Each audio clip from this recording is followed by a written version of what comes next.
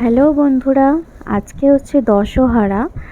এখন রাত্রির বাজে 10:30 মতো। আমি তো সকালবেলা চলে এসেছি শ্বশুর বাড়িতে। আমি রুটি করে নিয়েছিলাম আর কি সন্ধ্যাবেলাতে। তো বরের আবদার, সে এখন লুচি খাবে, রুটি খাবে না। ওই জন্য রাত 10:30টার সময় আটা মাখতে বসলাম। ময়দা ছিল না, ময়দা অল্প ছিল, ওই জন্য আটাটা বেশি দিয়েছি আর ময়দাটা কম দিয়েছি। ওকে আটাটা মেখে দিচ্ছিলাম আর লুচিটা বেলে দিচ্ছিলাম। আর বাবাই বলছে আমি লুচিটা ভাজবো, ওই জন্য ওকে লুচি ভাজতে দিয়ে দিয়েছি। তো দেখো, এই ছোট্ট মিনি ফ্যানটাও কিনে দিয়েছে আমাকে। এটা কিন্তু খুব কাজের লাগছে আমার, জানো তো।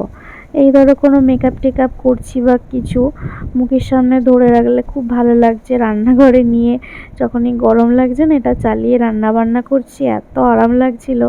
ও তো লুচি ভাজতে ভাজতে খেতে আরম্ভ করে দিয়েছে। এখানে আম আর কলা কেটেছি না। তো সন্ধ্যাবেলাতে আমার রুটি হয়ে গেছিলো, বাবাই আড্ডা মারতে গেছিলো বাইরে থেকে এসে আমাকে বলছে আমি বাইরে কাদের বাড়িতে লুচির গন্ধ পেয়েছি, আমার এখন লুচি খেতে খুব ইচ্ছা করছে, তুমি আমাকে একটু লুচি বানিয়ে দাও।